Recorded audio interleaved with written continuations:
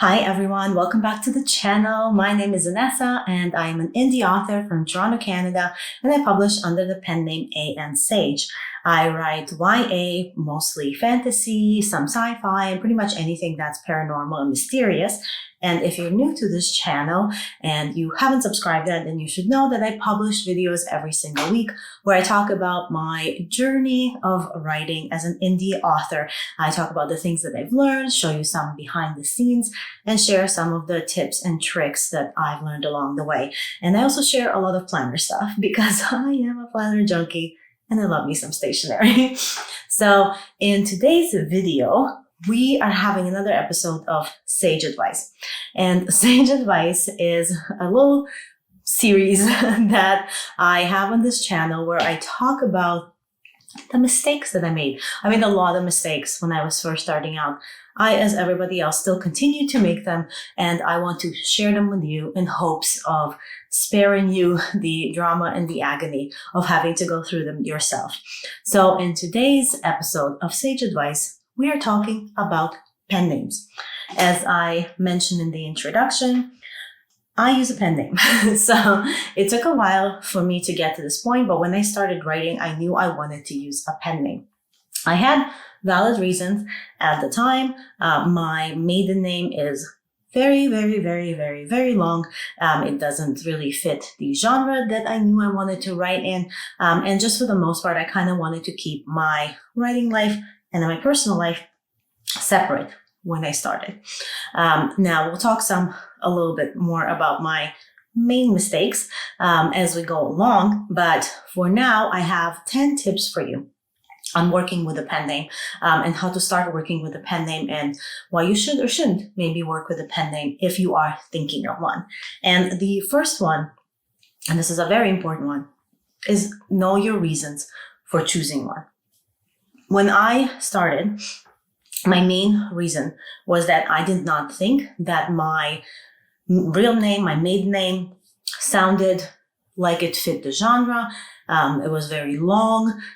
If you guys know, I am not from Canada. I'm originally from Russia, and so I have a very long Russian last name, and that is totally fine. There's nothing wrong with that. I should have just published under that name, but I did already have a book that I have since then taken out. It wasn't in the same genre. It was like a blogging book from back in the day, and it was under my real name, and I didn't want to mix the two. And so I decided to go with a pen name. So those were my reasons, but just make sure that your reasons make sense and make sure that your reasons will make sense as your career progresses. Because what ended up happening is for my pen name, I essentially took on my married name earlier before we were married, and I added some initials to the front. And the initials for anybody who's interested are A and N, and that's for my dad and my mom.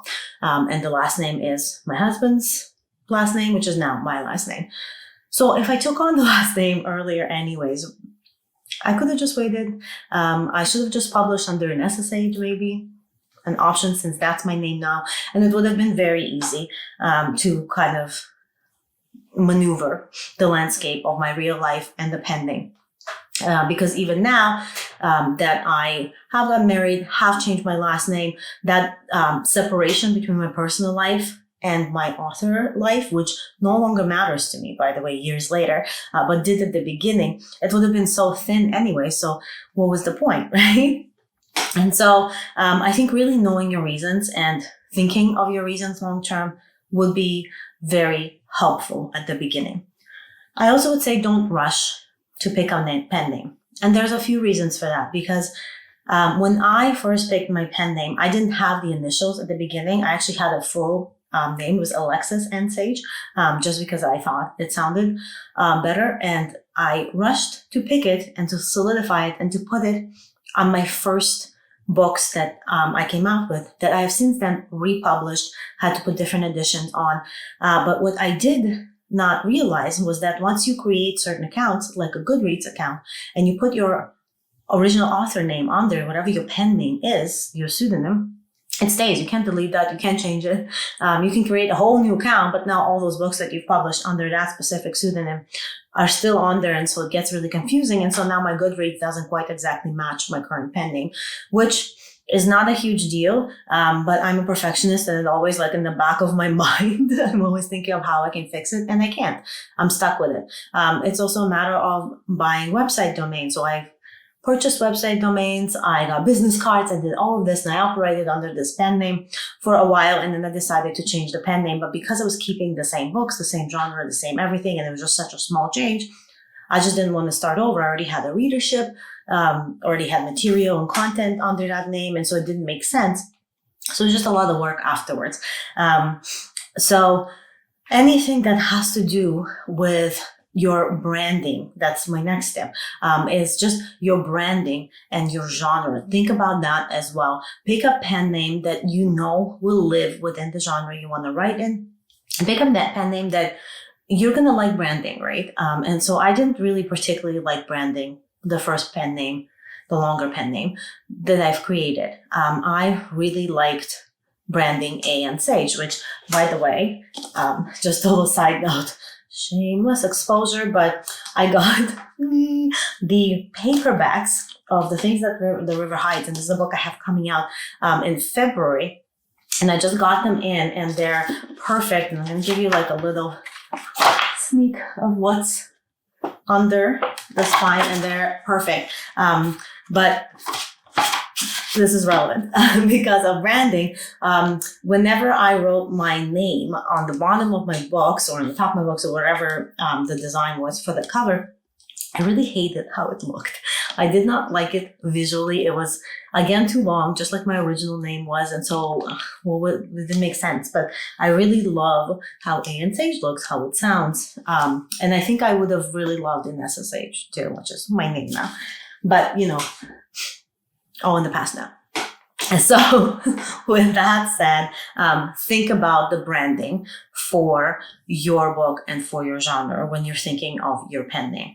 Now, you also want to think, if you're on the fence about a pen name, something to choose, take some time to think about it.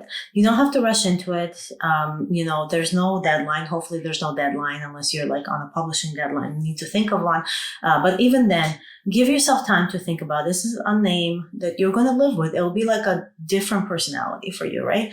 And so you want to give yourself some time to think about it. Don't rush into it. Really make a whole list. And then figure out like why it is you want one, sleep on it. And then if after a while you still think, yes, I do need a pen name, I like this one I've come up with, then go for it, right? But don't rush into it. Like that, I think, is a very important tip as well. And maybe if you have a chance, ask some of your authors that are around you, some friends of yours, ask them about ideas, give them options, see which one they lean to, because you'd be surprised, like a pen name you might like, other people might not be into. If I had done that, if I had run a poll, I have a feeling that I would have gotten to A and Sage, or even an SSH. Too late now again. I would have gotten to that a whole lot faster, right? They had maybe have run a poll. If I'd asked some people in my circle around it, if I'd asked some author friends, just given myself more room to breathe and given other opinions a chance to surface as well, because you never know what other people might come up with that you haven't, because you're so attached to this one thing and you feel so much pressure for picking it. It's your persona, it's your identity, it's a name you're picking for yourself, And so it might be easier to ask somebody else to kind of help you out with that as well. Another good tip is to brainstorm. Don't take the first name that you think of. I actually did brainstorm with my name for a while. I picked a lot of different things, and it took me a while to like kind of just step back and think, well, you know what? Like my husband-to-be already has a great last name and a great last name for fantasy, so why don't I just go with that? But I did brainstorm. I had lists upon lists and brain dumps, and whenever I would go out and meet somebody new and I liked their name, I'd kind of make a note of it. I'd looked at baby websites, like baby name websites, and just pretty much anything to give myself more ideas. So definitely brainstorm. You never know what you can come up with, what combinations you can come up with. There's like name generators you can use, and that might spark something as well. So just brainstorms as much as you can. Keep a notebook on hand. Keep a notebook for a while on hand and just walk around with it. Make sure it's always around you, because sometimes, like in the middle of the night, or you'll be watching a movie or a TV show and something will just spark a pen name idea and you want to write that down. So just have a list of all these names and then play around with putting them together. Like, it's a really fun exercise. It's like naming your characters, right? Also, you want to make sure to research. You need to make certain that your pen name is available, and you don't want to use, there's authors with similar names, there's authors with the same names, but you don't want to get stuck using a name that's very, very popular, just even for marketing purposes. Securing things like domain names, social media handles, things like that. But for marketing purposes too, if there's an author out there, for example, if you write like children's books or like picture books or anything like that, and there's an author out there with the same name that writes erotica, for example, like when you're marketing, that can get very convoluted, and you don't want that readership of theirs to come to your children's books and vice versa, because that could get confusing in not a good way, right? And it could destroy your career before it even started. So just make sure that the name is available, and you can do that on name.com, I believe, is one search engine. There's different ones. If you just Google name availability, there's different engines that will come up, and you can check people's registered names to see if it's what's out there, what's available, what they do and stuff. Also, always check Amazon, check Barnes and Nobles, check like Indigo, Kobo, check Goodreads. Goodreads will pull up some author names from like years and years and years ago with books that aren't even being sold anymore, but it's just good to kind of know, to see what's there. So make sure you research, and make sure you pick a name that is readily available, and it makes it easier for you, trust me. Then register your name. When you've done all that, when you pick your name, when you know it's good to go, nobody else has it, you love it, register it. And what does it mean to register your name? You're not being born again, so you don't need like a birth certificate, although would be nice to have. If you could have somebody should invent little birth certificates for pen names for authors, because I would love one. But you want to register your website, your domain, your social channels, your Goodreads author page, like things like that. So you want to make sure that that pen name is registered out there in the open, so that if anybody else is doing what you're doing, when they do a search for their own pen name, when they're brainstorming, your name will come up, and maybe they won't use it and you guys won't cross paths that way. Also, don't forget about your ISBNs that you might have already purchased, or any works that you have copyrighted. So it works differently. Copyright works in differently in every country, so I won't speak to that. Like, I'm not a copyright lawyer. I know in Canada we don't need to copyright our published works. As soon as it's written, it's copyright. There's other steps you can take, but for the most part, it's not necessary. We also are provided ISBN'S in Canada for free if you're an author and a creator. And so it does work very differently for everybody. But every time you create an ISBN, or if you have a work that's copyrighted, it is copyrighted to a specific name. Unless you're working under a publisher name, I have my own publishing house that I have registered and opened. And so that publishing house is the name that's on all my ISBNs and anything that is copyrighted. But you want to make sure that if you had already done that with a previous name, or if you had purchased ISBNs before you made your pen name, you might need to go back and you might need to change those, because in the imprint, whenever you print somewhere, especially in print on demand, and Sparks is notorious for this, it's like a tiny little weird little thing in the background you have to find just to make sure you change it, and you have to contact them sometimes, but they will print the imprint, the original imprint of the ISBN. And if it's not your pen name, if it's a name that you want like hidden specifically, it will show up somewhere, either on the website, like on a sales website. It might show up in print somewhere. So you just want to make sure that all that back-end stuff that's attached to any kind of name, any kind of pen name or publishing house, you just want to like double check to make sure that that's fine. And then my last kind of tip is figure out how much you want to share. And again, when I first started, because my real name and my pen name were so different at that time, and because I did want to keep my personal life and my private life a little bit separate, When I first started, I was very mysterious about like who I was. I signed off. I didn't tell people my real name. I signed off as like this pen name, which I still do in like newsletters and things like that. I do sign up with a pen name. Usually on social media, I work under the pen name, but I no longer get like hives if somebody refers to me by my first name on my social media under like the A&Sage social media. And I would delete comments. I would get like really uncomfortable about it. And now, especially with this channel, I just share everything. I don't know why I felt like such a stigma at the beginning about the pen name. Like I was just doing some dirty little thing. But I just really wanted to have it very secret when I started. Not so much anymore. Not at all anymore, really.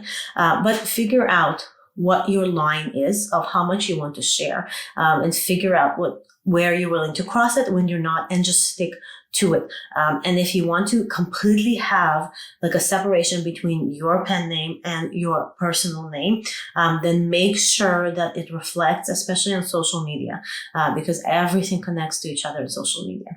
Now, the one tip of advice, kind of like a bonus little tip I will give you here, is be careful about opening a Facebook account under your pen name. Facebook is very strict and getting more and more strict now about people using their real personality just because for safety reasons. And I wholeheartedly support that. I think that's so awesome and I think it's so necessary. But just be careful because you might open an account under your pen name that's not your real name, and you might also have your real name account already on there. And if Facebook suspects that that's the case, they will shut both down. And so if you're operating mostly on Facebook, it might even extend to Instagram. I don't know how they're working that now, but just be careful. You are not in control. You don't own these platforms, right? And they can close it down for whatever reason. So just start it off right. What I do is I have my personal account, which is my real account, my real name. It's me. I mean, not that the pen name's not me, but then I have business pages. I have groups and I have business pages that my personal account manages. And then I assign different admin status to my pen name, etc.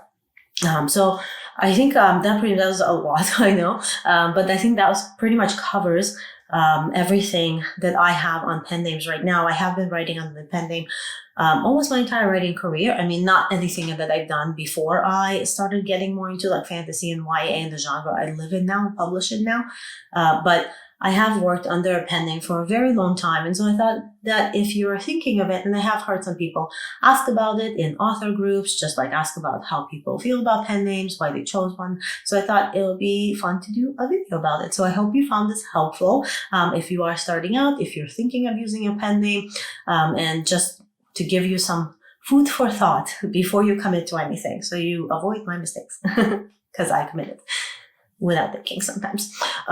So with that said, thank you so much as always for being a subscriber. If you're not, I would love it if you did subscribe and if you give this video a thumbs up so that we can get it out to other authors out there and just kind of grow our little community here. And as always, I hope that you guys stay magical and I will talk to you next week. Bye.